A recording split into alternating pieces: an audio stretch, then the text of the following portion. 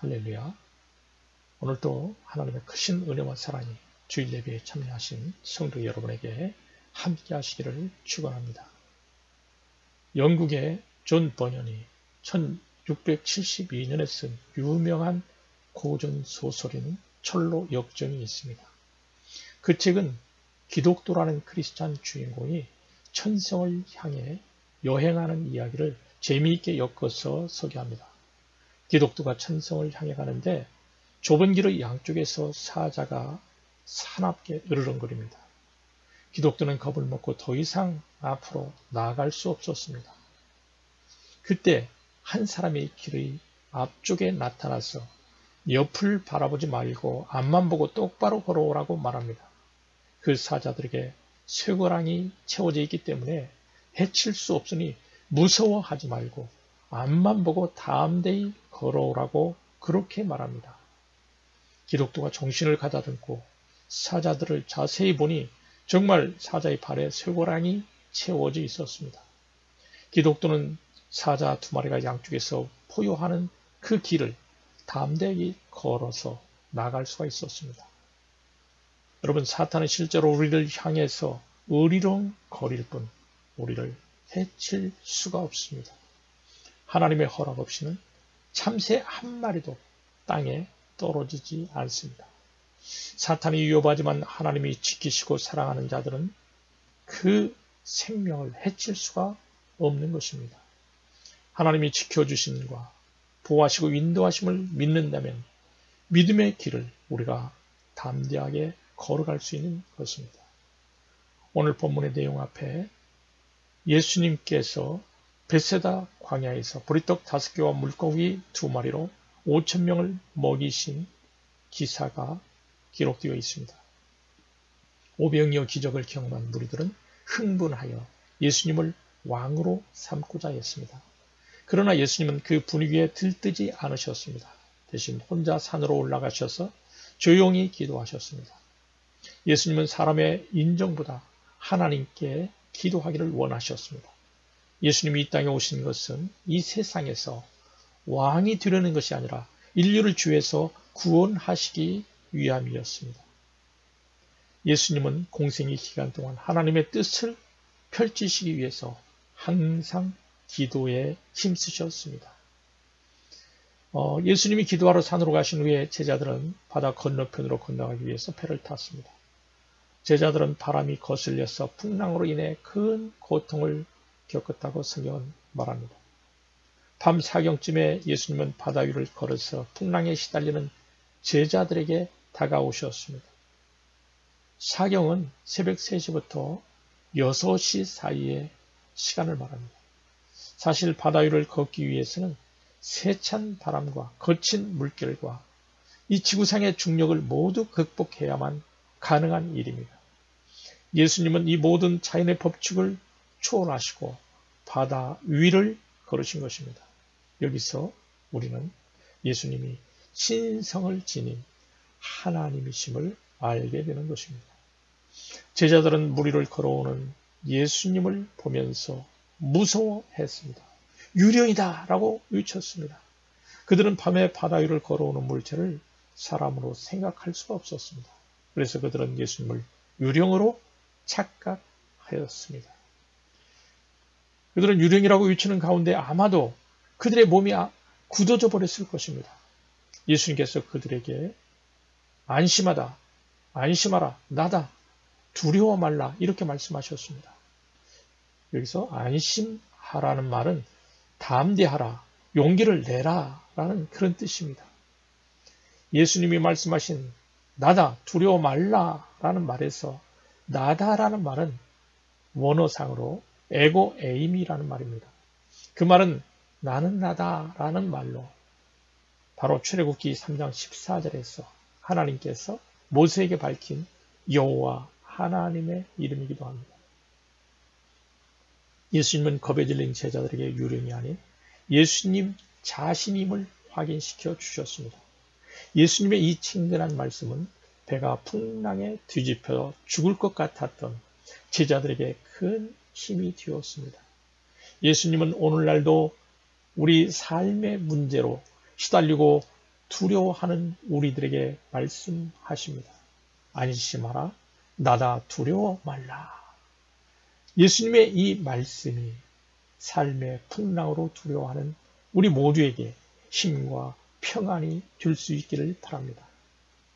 배에 다가온 분이 예수님이시라는 말을 들은 베드로가 너무나 기뻤습니다. 그래서 베드로는 만일 주님이시면 나에게 명령하셔서 물 위로 걸어오라고 말씀해 주십시오 라고 말합니다. 참 당돌하고도 무모한 부탁을 베드로가 했던 것이죠. 이는 급한 성격을 가진 베드로의 일면을 보여줍니다.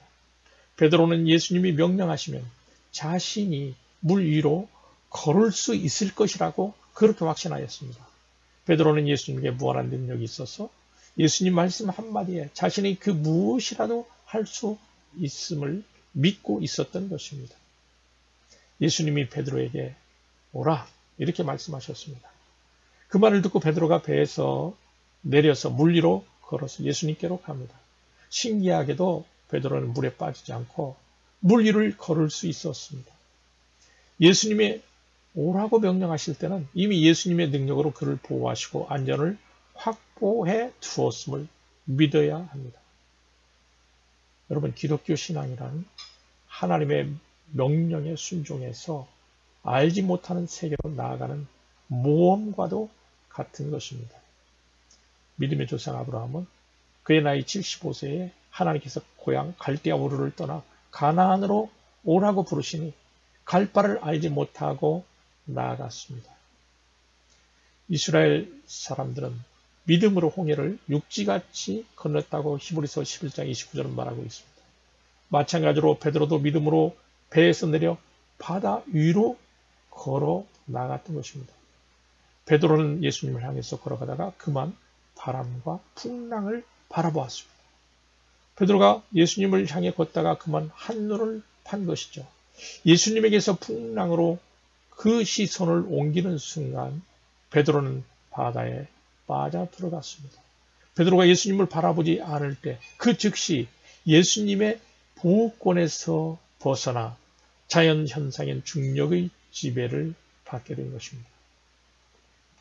신앙의 삶에 있어서 중간지대는 있을 수 없습니다. 예수님을 바라보든지 풍랑을 바라보든지 둘 중 하나입니다. 예수님만 바라보든지 아니면 풍랑을 바라보든지 해야 합니다. 예수님을 신뢰하면 예수님을 끝까지 바라볼 수 있습니다. 베드로는 몸이 바다로 빠져들어가자 주님 나를 구원해 주소서 이렇게 외쳤습니다. 베드로는 상황이 긴박해지고 자신의 힘으로는 도저히 그 상태를 벗어날 수 없음을 깨닫고 절망 가운데서 주님께 도움을 요청했던 것입니다. 베드로가 구원을 요청하자 예수님이 즉시 손을 내밀어서 베드로를 붙잡아 주셨습니다. 예수님이 단 한마디의 명령만 내려도 충분했겠지만은 예수님은 친히 손을 내밀어서 베드로의 몸을 붙잡아 주셨습니다. 우리는 여기서 예수님의 붙잡아 주시는 사랑을 보게 됩니다. 우리가 거친 죄악 세상에 빠질 때마다 예수님께서 즉시 붙잡아 주시는 그 손길 때문에 우리의 신앙은 보존되고 유지되게 됨을 알 수 있는 것입니다. 예수님은 베드로에게 믿음이 적은 자여 왜 의심하였느냐라고 말씀하십니다. 예수님은 베드로가 예수님을 끝까지 신뢰하는 믿음을 가지시기를 바라셨습니다. 처음에 예수님을 믿고 배에서 내렸던 믿음을 끝까지 유지하기를 바라셨습니다. 사랑하는 여러분, 의심 없이 믿는 믿음이 좋은 믿음입니다. 세상을 바라보지 않고 예수님만 바라보며 믿음을 유지하는 것이 중요합니다. 믿음으로 시작했다가 의심하면 시작을 아니함만 못합니다. 예수님이 베드로와 함께 배에 오르니 바람이 그쳤습니다. 예수님께서 물 위를 걸으신 기적이 첫 번째 기적이라며 예수님이 배에 오르자마자 즉시 바람이 그친 것은 두 번째 기적입니다. 바람과 풍랑이 잠잠해지자 배 안에 있던 사람들이 깜짝 놀라서 이렇게 말합니다. 저가 누구의 바람과 바다라도 순종하는고 이렇게 말했습니다. 정말로 예수님은 모든 만물을 지배하시는 만유의 하나님이십니다. 예수님은 모든 혼란과 두려움을 잠재우시는 질서와 평화의 왕이십니다. 예수님이 함께 하시면 마음에 일던 풍랑이 사라지고 평안해지게 됩니다. 바람이 그치자 배에 있던 제자들이 예수님께 절을 하였다고 성경은 전하고 있습니다. 이 말은 제자들이 예수님을 신앙의 대상으로 경배하였다는 그런 말입니다. 예수님의 제자들은 이 사건을 통해서 예수님이 신성을 가진 하나님의 아들이라는 사실을 확실히 깨달았을 것입니다. 제자들은 예수님을 향해서 진실로 하나님의 아들입니다. 이렇게 고백하였습니다. 그들은 예수님이 만물을 다스리시는 전능하신 분이심을 고백한 것입니다. 사랑하는 여러분, 예수님을 믿는다는 것은 무엇일까요? 예수님을 믿는다는 것은 세상 바람을 바라보는 것이 아니라 예수님께 우리 시선을 고정시키는 것입니다. 신약성경 히브리서 기자는 믿음으로 살았던 신앙 선배들의 이야기를 소개하면서 이렇게 말합니다. 믿음의 주요 온전케 하시는 이 예수를 바라보자 라고 히브리서 10장 2절에서 말하고 있습니다. 세상에 몰아치는 바람을 보면 걱정과 근심과 두려움이 생깁니다. 세상 바람을 보면 두려움에 빠지고 낙심할 수밖에 없습니다. 그래서 우리 크리스찬들은 창조자 되시고 구원자 되신 예수님을 바라봐야 합니다.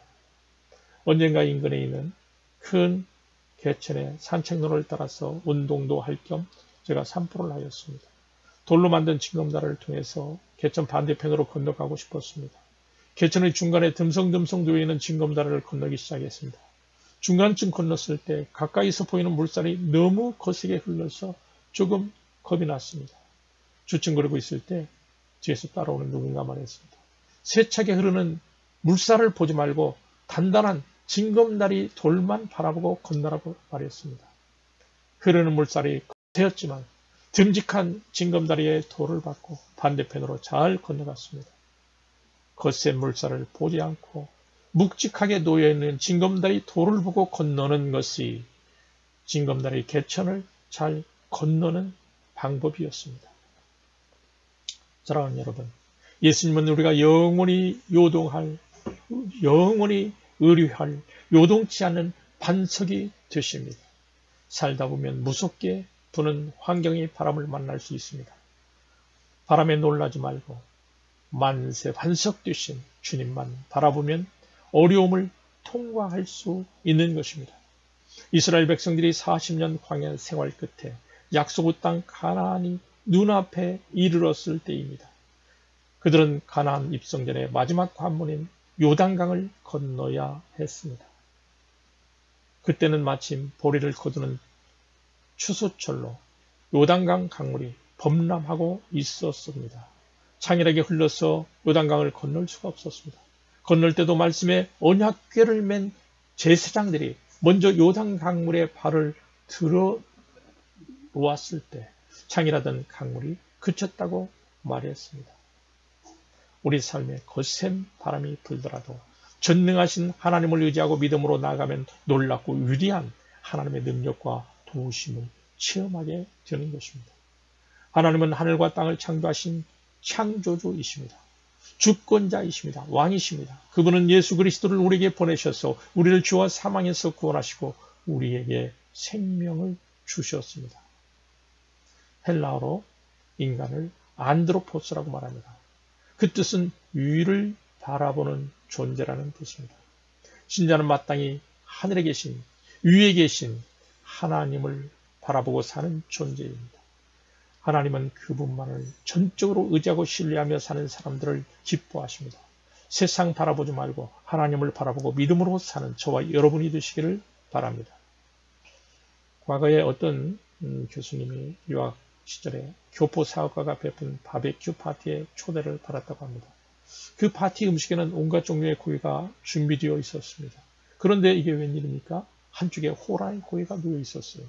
깜짝 놀란 나머지 그분은 그 고기를 어떻게 구했는지 그 사업가에게 물어봤답니다. 자신의 사냥개 2마리가 호랑이를 잡았다고 그렇게 말을 하는데 그 말이 도무지 믿기질 않았습니다. 과연 어떻게 된 일이었을까요? 눈이 무릎까지 쌓인 어느 날 사업가가 산으로 사냥을 갔는데 사냥개들이 갑자기 짖으면서 달리기 시작하더랍니다. 그분도 역시 개들을 따라 달려갔습니다. 한참을 달려갔더니 사냥개들이 한 나무 앞에 멈춰서서 쉴 새 없이 위를 보면서 짖어댔습니다. 나무 위를 올려다보니까 호랑이 한 마리가 있었습니다. 사업가는 총으로 호랑이를 쏴서 잡았습니다. 그 사업가의 경험담을 통해서 믿음에 대한 교훈을 우리는 얻게 됩니다. 여러분, 사냥개가 겁도 없이 호랑이에게 덤빌 수 있는 이유가 무엇이었을까요? 심리학자들은 사냥개의 뇌리에 새겨진 그 기억 때문이라고 말합니다. 주인이 총으로 맹수를 쏴 죽이는 것을 계속 봐왔기 때문에 호랑이가 앞에서도 주인이 책임질 것이라는 것을 믿고 사냥개가 호랑이에게 덤빈다는 것입니다. 주인에 대한 절대적인 믿음이 사냥개들을 용감하게 만들었다는 것입니다. 우리도 이 땅에서 하나님의 절대적인 사랑과 능력을 확신한다면 세상에 무서울 것이 없을 것입니다. 사랑하는 여러분, 하나님의 백성 중에는 누가 있습니까? 전능하신 하나님이 계십니다. 전능하신 예수님이 계시고 성령님이 계십니다. 전능하신 삼위일체 하나님이 우리의 백그라운드가 되어주심을 믿으시기 바랍니다. 주님은 주님을 바라보는 자에게 반석이 되어주십니다. 주님은 주님을 바라보는 자에게 피난처가 되어주십니다. 여러분, 올 한 해도 주님이 우리와 함께 하심을 믿고 주님께 초점을 맞추며 믿음으로 사는 저와 여러분이 되시기를 축원합니다.